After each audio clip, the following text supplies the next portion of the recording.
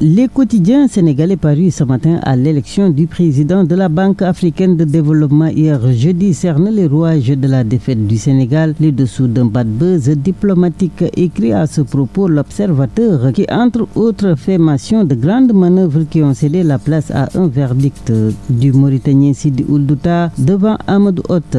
Présidence de la BAD de Hott-Tombo, écrit là ce qui livre à ses lecteurs les leçons d'un échec diplomatique. Analyse d'une déroute diplomatique renchérit le journal Le Quotidien, indiquant que le Mauritanien Ould Douta, largement vainqueur, doit son fauteuil de président de la BAD aux voix de la CEDEAO. La diplomatie sénégalaise dégringole, note Les Échos. Le candidat du Sénégal battu à plate couture par celui de la Mauritanie avec seulement 3,55% des voix. Et puis Les Échos, à l'ouverture du dialogue national, parle d'un début marqué par des monologues, soulignant que le président Bassirou Diomaye Faye n'a répondu à aucune interpellation. Le journal de relever les discours choc de Amadou Ba, Khalifa Sall, Aly Ngouille Ndiaye, Anta Babacar Ngom. Et puis au dialogue national également, la Tribune qui revient sur la participation des cadres de l'APR s'interroge en se demandant, je cite, qu'est-ce qui fait courir l'APR,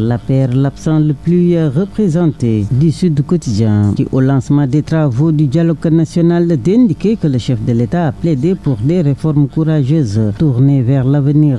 Le renouveau démocratique, s'exclame le quotidien Yoor qui revient également ce matin sur la visite du Premier ministre Ousmane Sonko en Côte d'Ivoire pour le renforcement de la coopération bilatérale. Pendant ce temps, à la une de l'info, Barthélémy Diaz à l'assaut du régime. Le journal évoque ainsi le lancement de son mouvement politique Sénégal Bi Bokk, officiellement porté sur les fonds baptismaux, dit l'évidence.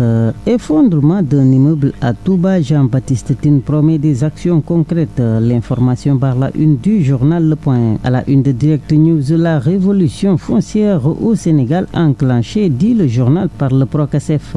Assassinat de l'infirmier chef de poste de santé d'Arafat. De nouveaux suspects tombent, annonce ce matin Libération, qui entre autres éléments de renseigner que les derniers développements de l'enquête révèlent que les mises en cause lors du déroulement de leur plan de vol s'étaient organisés en deux groupes. Le premier devait perpétrer le vol et l'autre groupe attendait avec pour tâche le transport des moutons.